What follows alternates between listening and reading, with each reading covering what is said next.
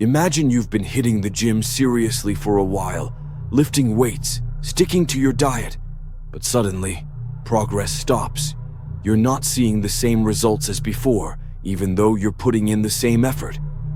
This moment frustrates a lot of people, but it's not the end of the road. It just means your muscles have adapted to your workout and need a new challenge.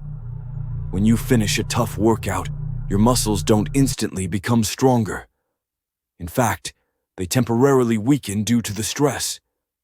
But during the recovery period, they adapt to that stress and come back stronger and bigger, ready for the next challenge.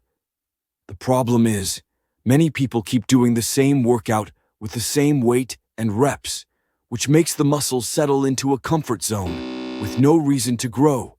So, if you want to keep building muscle, you have to force your body to adapt through progressive overload.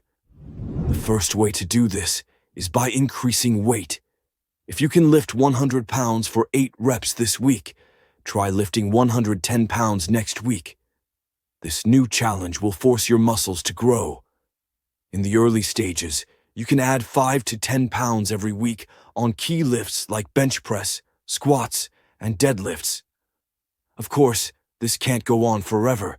If you kept adding 10 pounds every week, you'd be lifting impossible weights by the end of the year, which obviously isn't realistic. So when you hit a point where adding weight isn't easy, switch to the next method, increasing reps. If you're lifting 100 pounds for 10 reps this week, try doing 11 reps next week.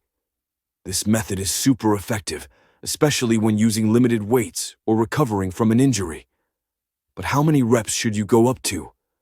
Research shows you can keep progressing up to 30 reps with the same weight before needing to increase it.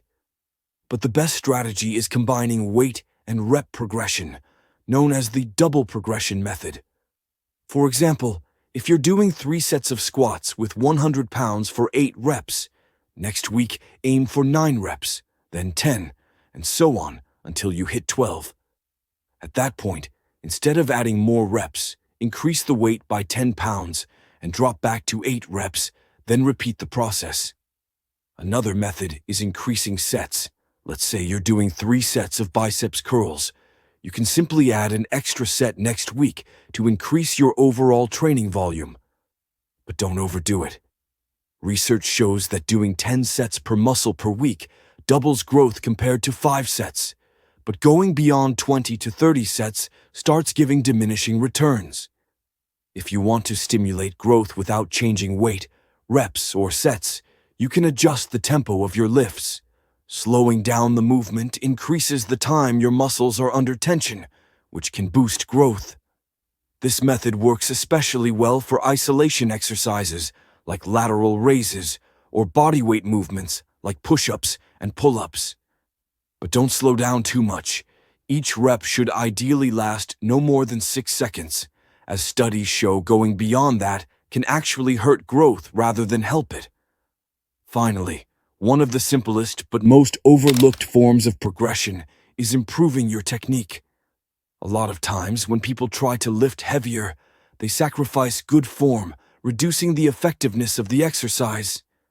Keeping better control, using your target muscles more, and avoiding momentum can lead to more growth even without changing any other factor. At the end of the day, there's no single best way to progress. The right strategy depends on your current level, available equipment, and what kind of gains you're chasing. Try out these techniques and see what works best for you. Because progressive overload is the key to unlocking maximum muscle growth. But there's one more crucial factor: rest. Your body doesn't build muscle in the gym. It builds it while you recover. If you're training hard without giving your body enough time to rest, you'll hit a wall, experience fatigue, and increase your risk of injury. Make sure you're getting 7 to 9 hours of sleep per night and giving each muscle group at least 48 hours to recover before training it again. Real progress doesn't just happen when you lift. It happens when you rest and let your body grow.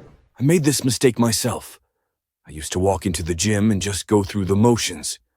I wasn't paying attention to how many reps I did, how much weight I lifted, or even how much rest I was getting. I thought as long as I was training hard, I'd see results. But instead, I was stuck. I was pushing myself, yet my muscles weren't growing. And worse, I started feeling weaker and even losing size.